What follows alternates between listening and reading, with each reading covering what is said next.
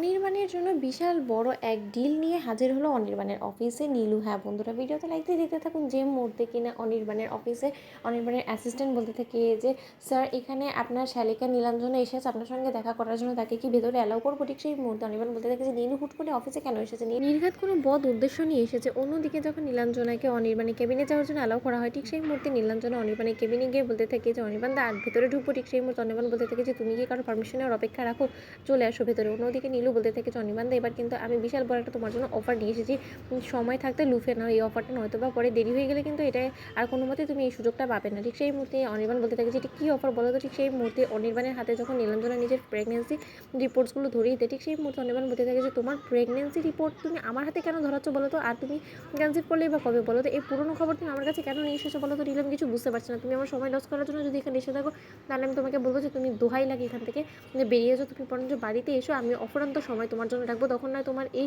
আলাপ আলোচনাগুলো আমি সেরে ফেলবো। ঠিক সেই মুহূর্তে নীলু বলতে থাকে যে এটা বাড়িতে সারা যাবে না, ভিতরে আমি এখানে আসতে বাধ্য হয়েছি। অনির্বাণ দা শোনো, এই প্রেগনেন্সি রিপোর্টটা না যাই হোক না কেন আগের নয়, বরঞ্চ ইদানিংয়েরই এই রিপোর্টটা, এবং আমি আপাতত এতটুকু তোমাকে গ্যারান্টি দিয়ে বলতে পারি যে আমি কনসিভ করেছি, এবং জানতে চাইবে না যে আমার সন্তানের বাবাকে। ঠিক সেই মুহূর্তে অনির্বাণ বলতে থাকে যে কে সৌর্য নাকি আবার অন্য কাউকে বাদিয়েছো। ঠিক সেই মুহূর্তে নীলু বলতে থাকে যে অন্য কেউ হতে যাবে কেন, বরঞ্চ আমার সন্তানের বাবা তো যে আমার সামনে বসে আছে সেই। ঠিক সেই মুহূর্তে অনির্বাণ বলতে থাকে যে তার মানে। ঠিক সেই মুহূর্তে নীলু বলতে থাকে যে আমার সন্তানের বাবা অনির্বাণ সেন। ঠিক সেই মুহূর্তে অনির্বাণ বলতে থাকে যে নীলু মুখ সামলে কথা বলবে, তুমি কিন্তু তোমার লিমিট ক্রস করে যাচ্ছ।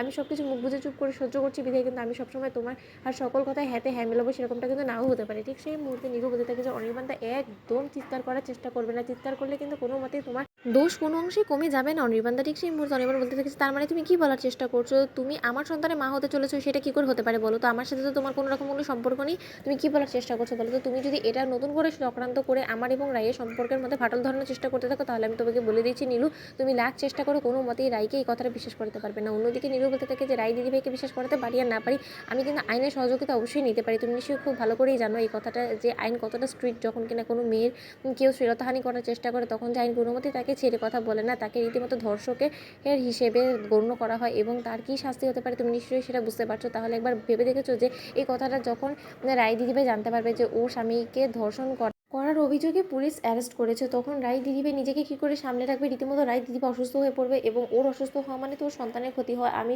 নিশ্চয়ই খুব ভালো করেই জানি যে তুমি নিশ্চয়ই তোমার সন্তানের কোনো রকম কোনো ক্ষতি হোক সেটা চাও না। তাহলে যদি যদি তুমি তোমার সন্তানকে সুস্থ সবলভাবে পৃথিবীর আলো দেখাতে চাও তাহলে আমি যে ডিলটা নিয়ে এসেছি তুমি বরঞ্চ সেই ডিলটা ক্র্যাক করে ফেলো, কারণ বিজনেসে তো অনেক এরকম ডিল তুমি ক্র্যাক করো তাই না, তাহলে এই ডিলটাও লুফে নাও। ঠিক সেই মুহূর্তে অনির্বাণ বলতে থেকেছে তার মানে নীলু বলতে থাকে যে দেখো আমি কনসিভ করছি এই কথাটা সম্পূর্ণরূপে আমি চেপে যাবো, কিন্তু তার বিনিময়ে তোমার প্রপার্টির অর্ধেকটা শেয়ার আমাকে বুঝিয়ে দিতে হবে। তো বন্ধুরা লাইক কমেন্ট শেয়ার করে সাবস্ক্রাইব করতে ভুলো না।